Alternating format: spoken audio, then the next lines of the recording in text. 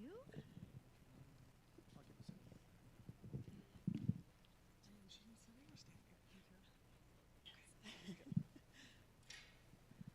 Everyone, this is Miss Peggy Williams. Hello. Miss Peggy Williams, this is Doorway. Thank y'all for having me.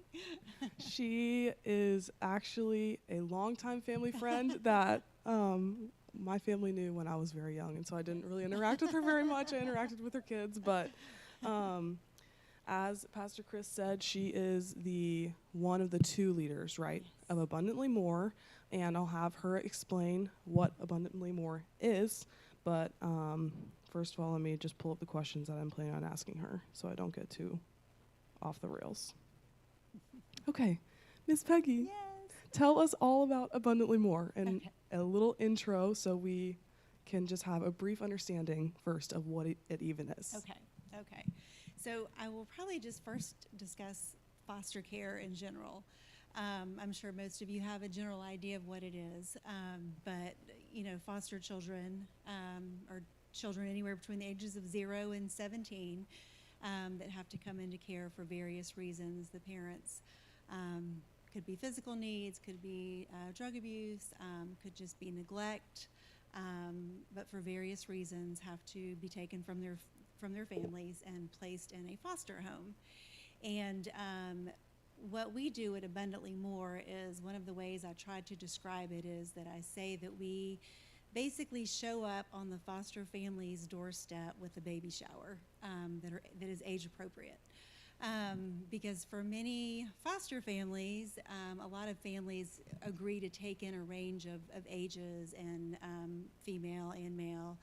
And so, for instance, when you're pregnant, you know that you're going to, have a baby, and that baby is going to be, 1 day old. And a lot of times you know the sex, and there are ways that you can plan for that. Foster families aren't always able to do that. And so, they could get a 2-year-old boy or a 10-year-old girl. And so when these families take a child, it is at the last minute they have to make a decision, right then and there. And so in the first 24 hours of a child coming into a foster home, we show up at the home with clothes, new PJs, underwear, socks, toiletries, water bottle, book bag, those types of things. And of course, if it's a baby, diapers, formula, those types of things. And then we also provide a meal gift card because just as many of you probably know, when you have a baby, it's crazy adjusting to all of that at one time. And it's the same thing for foster families when they bring in a new child or children. We like to be able to feed them for that week too, or at least a meal or two during that initial placement. So did that. Yes. I'm probably talking very fast. No. Did that Yes, that answer- makes perfect did that answer sense. the question? By the way, this is not just between me and Miss Peggy. If anyone has any questions, then please just let me know. Yes, absolutely. So yes, that makes perfect sense. And thank you for just the brief explanation. So Miss Peggy is clearly deeply entrenched in the lives of foster families across the Low Country. So it's not Yes. just Charleston, right? Is it Charleston? It's Charleston, Dorchester, and Berkeley. We serve all three of those areas. We don't always, depending on how far out, we're on James Island, so depending on how far out it is, we don't always make the delivery. Sometimes we meet halfway, or something like that. We've also had a couple of situations where maybe a family had age-appropriate clothes or things like that, or we've had a couple of moms that mainly needed formula. And so we have a Walmart delivery set up, so we're able to just usually get the Walmart delivery delivered to them within a few hours. So we also do those types of things as well. If it's something that we can't physically get to them or don't have ourselves, we usually do our best to make sure they still have it. So it's so cool. Clearly, Abundantly More provides so many physical needs and physical items to these families who need them in an immediate manner. Right. But of course, we know that when a physical need is met, that opens the door to providing spiritual care and emotional care.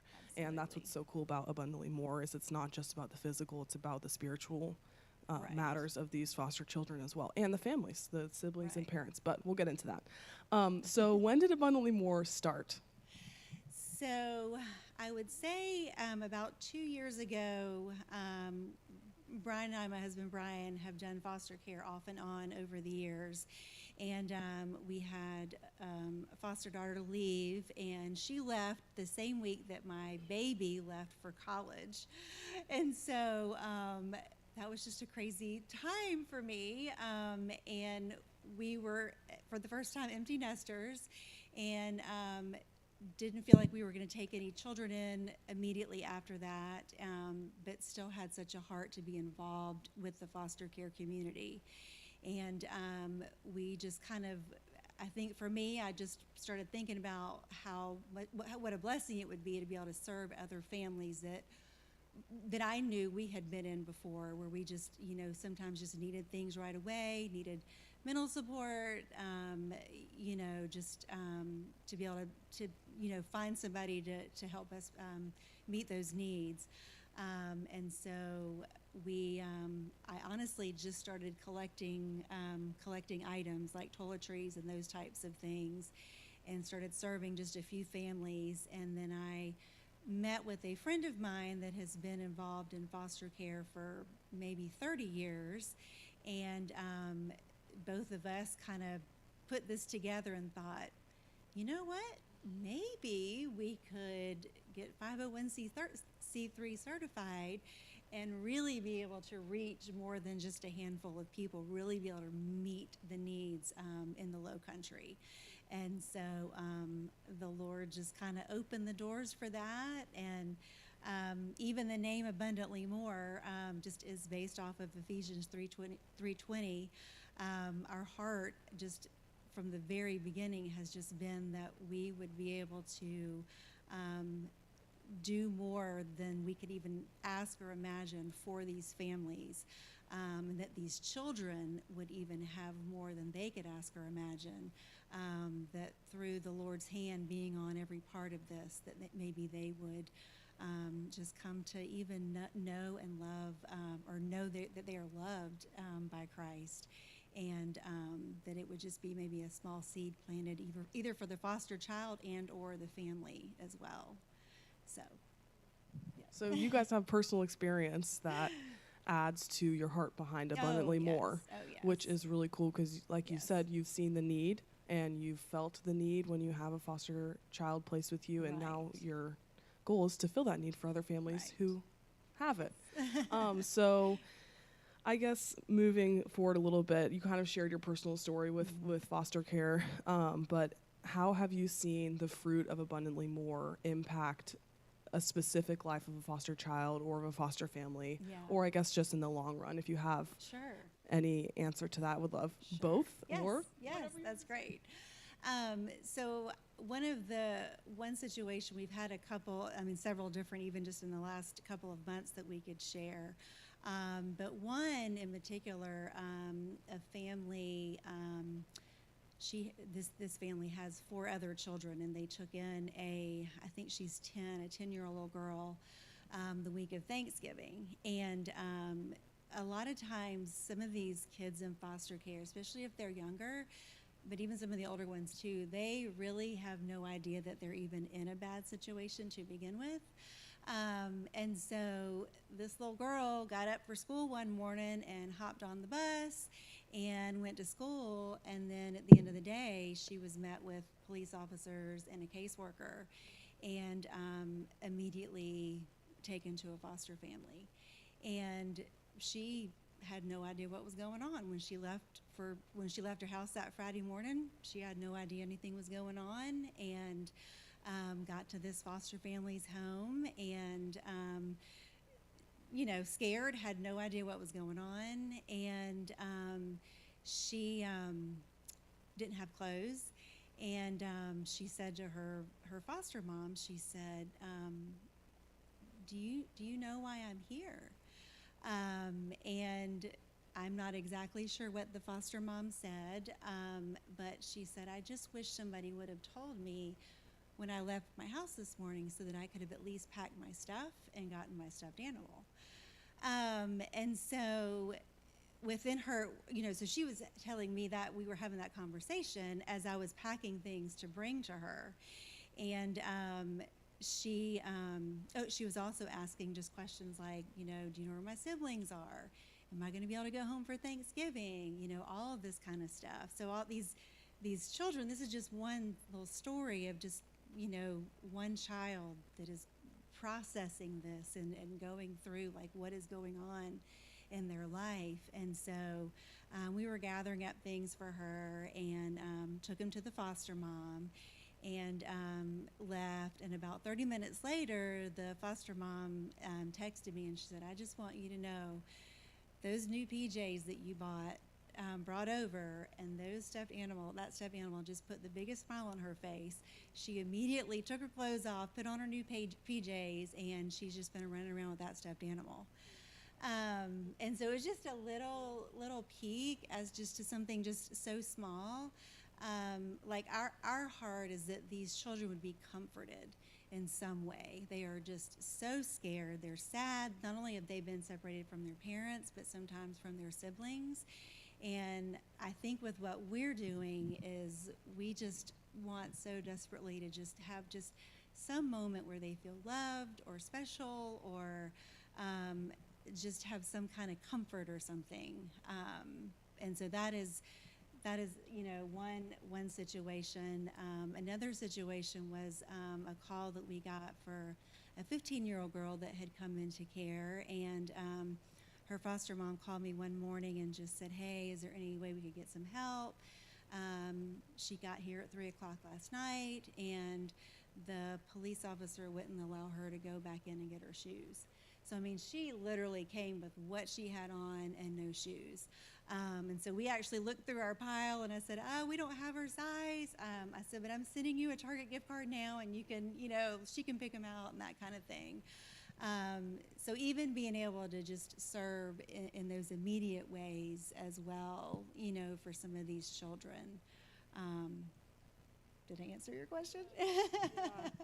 It's so eye-opening to hear of the crisis that's happening every day and everywhere, but yes. specifically here in Charleston yes. with kids who are displaced, and how you have formed the system through the Lord's work where yes. you can be an immediate help. Not everyone has that to be right. an immediate help, and so that's why it's so amazing hearing about this, because Dave?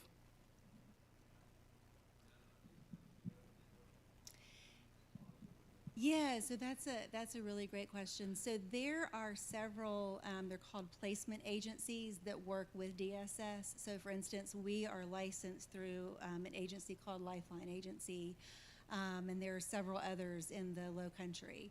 And so the Lord has just opened the door over the course of this year that we've been able to team up with several of those agencies. And so we don't always get the call. Sometimes, again, the families may have what they need or the situations are different, but we have several of those agencies will now call us and say, hey, the Smith family has taken in these 2 children. Can you contact them? We also have a website that has a form they can fill out. So the foster families can fill those out themselves, or the placement agency can just get us that information.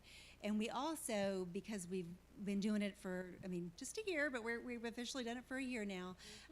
But some of those families themselves, like if we've helped them before, they will now call us and say, hey, so-and-so just got here, and, we need these things, or, that type of situation. We've also,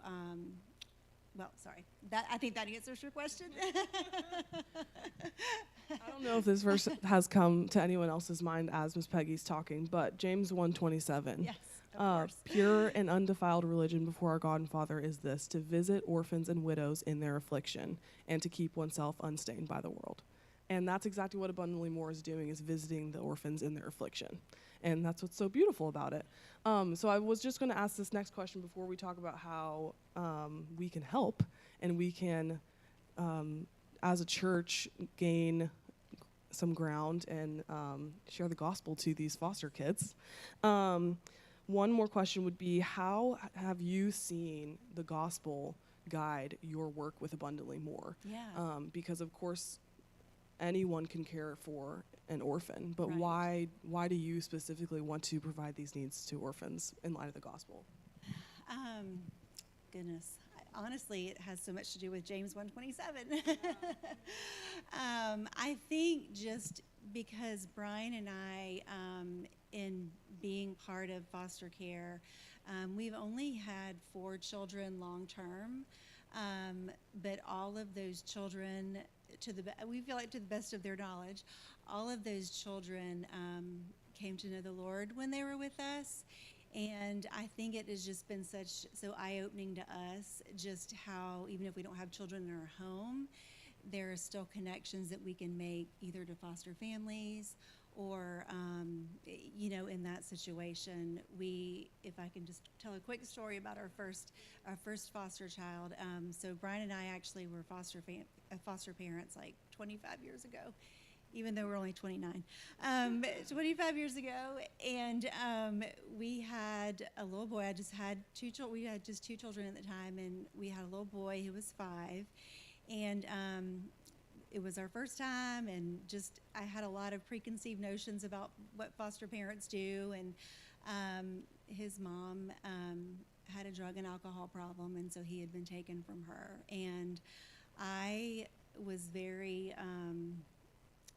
just very critical of his mom, and how she could have done this to him and not care enough about him to, get her life together and that kind of thing. And just night after night, he would go to bed just sobbing for his mom. And I just was like, wow, Lord, it's time for us to start praying for his mom. And, I was like, we have got to fight for this little boy. We are the only people this little boy has. We have got to fight for him. And so she had kind of disappeared. We couldn't find her. She stopped showing up for visits. And we just really started praying for his mom. And maybe 6 months later, we got a call from his mom. And she said, hey, I know I've been out of touch for a long time. And she said, I just want you to know that I have checked into a drug and alcohol program. And she said, it is a Christian facility because I realized how much I needed the Lord. And so she said, I have asked Christ to come into my heart, and I really want to change. I really want to change. I want to do the right thing. And so we told her, I said, look, you know what? I said, I want you to know going forward, we are going to be your biggest cheerleader, and we're going to do everything that we can to help you and make sure that you two end up back together. And so he was with us for, probably another 9 months or so, because our program was several months. And but he did end up going back home. And that little boy is 30 this year, and his mom still calls or texts me every Mother's Day and Christmas. So just that, for us, that really going forward just made us realize how much foster care had to be about the gospel as well. And so it's just been part of, part of it. That's so beautiful. That's amazing. Thank you for sharing your story. I want to be a part of this so badly. I hope you guys all do too. It's so amazing and encouraging to hear about what you guys are actively doing and how we can hopefully, of course, join with you in prayer for these kids. But as you guys should know, but if you don't know, then I'll tell you now. I have been in contact with Ms. Peggy with the missions committee for several months now, just trying to figure out how we as Doorway can work with Abundantly More. As we talked about, they do a lot of the physical provision, but she and I had a phone call about a month ago, and I told her that we had voted in the 2025 budget to do an event that supports the foster care kids in March, and we're that's kind of a big question mark as to what the event is going to be. But we're just going to talk about that a little bit. My question for you, Miss Peggy, is how can we help Abundantly More? How can we serve with you guys? That's the first part of the question. Okay. And then I'll ask another question in a little bit. Okay. So obviously there are many ways. I mean, obviously we need, supplies for our foster closet to be able to, provide for these children when they come into care. We're really big on, I want every child to have new PJs, and even for our teens, for them to get some new clothes as well. But just even the toiletries and the car seats and the diapers and all the things. So obviously that is one way. Another way is foster families really need prayer and support. We have some families that have just kind of held our hands through the foster process.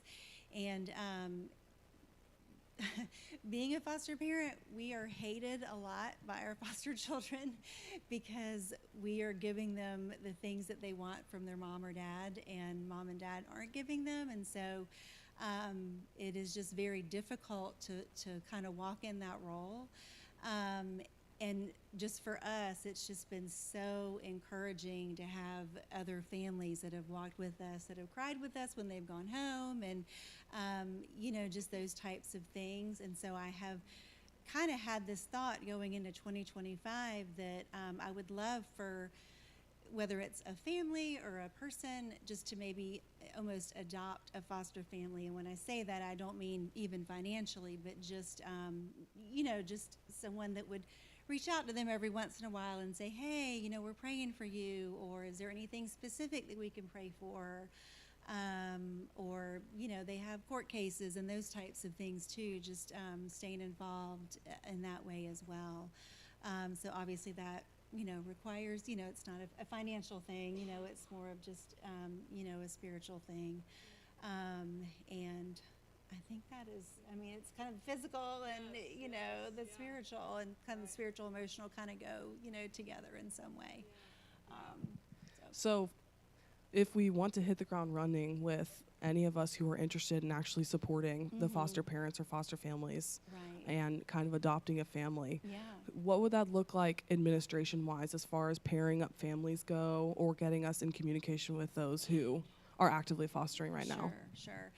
So obviously I would have to start, talking to some foster families and seeing, some won't care, and some will, I'm sure, just jump right on that. And so I think it would just be a matter of me, finding a few of those families that were even open to that. And then, going from there. Another thing too, just I know you and I had spoken about this at some point too, but even if you babysit or have, maybe young adults that babysit or something like that, even offering to, babysit for a foster family, for them to have a date night, or, that kind of thing.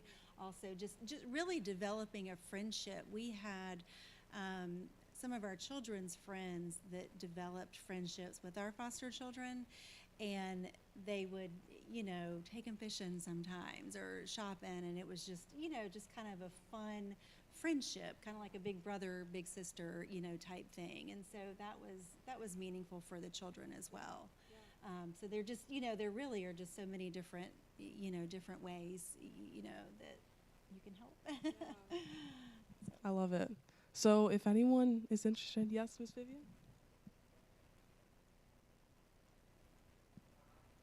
Oh, yes, ma'am. We actually have a church that has partnered with us, that has given us children's Bibles. So we've gotten children's Bibles and then kind of the teen Bibles.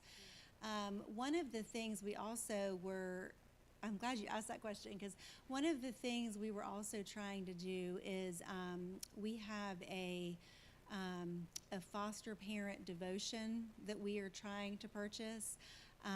It is a Fostering Hope. Do you remember the name of the company that they do foster care? The devotion is written as another foster parent, so it's kind of beneficial for like a foster parent, to have a devotion that directly speaks to someone that is in that season of life. But that is a great question, because that is something that just in the last couple of months we've been able to start doing, is making sure each child that comes into care has a Bible that, maybe suited to their age, and that kind of thing. So, yeah. Wow. So if anyone's feeling like they would like to adopt a foster family, please just be in prayer about that and let me know, and I'll be in contact with Miss Peggy. Or I if know you would like to become a foster parent. Yes, yeah, seriously, that too. You can also do, they have like respite care. There are some families that can't do foster care long term or full time, and so a respite family might just take a child for a weekend or something that'll give the family a break, or that kind of thing too. But yeah, sorry. Good things to think about. No, you're good. So I know we are almost out of time, but I just wanted to talk about this very last thing, the event in March. Like I said, it's a question mark, but our goal, and of course as a church, but the missions committee wants to lead the church in just getting everyone involved for this event in March, so that we can come face to face with these foster families and share the gospel with them and show them the love of God.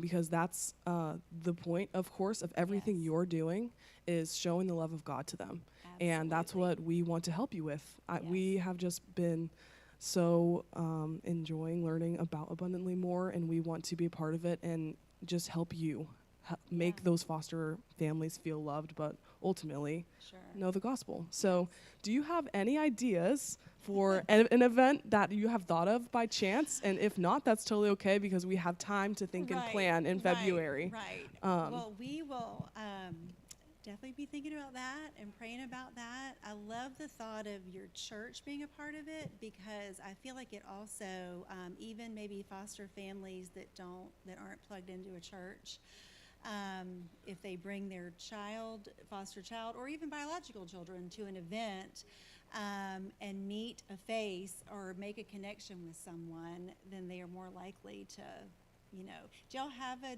children's program? Like, do y'all have like a Sunday? Yeah, Sunday morning we have kids Sunday school. Okay. Sunday night we have kids. What is it called? Team Kids. Team Kids, when there's the adult Bible study. Okay, okay. Okay. Yeah, so even youth too. Even youth too, just, connecting kids, because that is it. Just, I would love for these families to just sense just the presence of the Lord, just to, just feel something special and sweet about the church and, the people in the church, and welcoming, to them and that kind of thing. So. Good. Well, we will be in prayer about this event, whether it will be at the church, not at the church, we'll see. But we all know the purpose of it is to spread the gospel to the foster community. We're very excited. Thank you so much, Miss Peggy. This has been wonderful. Give her a round of applause, Thank you. everybody. Thank y'all for letting me be here. This has been sweet. If you guys have any other questions, feel free to come, of course, ask Miss Peggy. But other than that, And I've got a couple of brochures too that I brought, if anybody is interested. If I could just have a quick blurb about this too. We also do kinship care, and so kinship care is for those families that maybe there is a grandparent or an aunt or uncle that is taking care of a child that would otherwise be in foster care. And so we are always, the kinship families a lot of times just really don't know about our services because they're not always connected to DSS. So even those types of situations, to getting that information out, to, sometimes people are like, oh gosh, my neighbor's been, is a grandma that's been doing this for taking care of her grandchild for, 2 years or something like that. So even in those types of situations, we do, kinship care as well. So if you hear of, someone in your workplace or your neighborhood or your church that is doing that as well, we would love to just, come alongside them and see how we can help them, if there's any way specifically that we could. So that's all. Thank you. Thank y'all.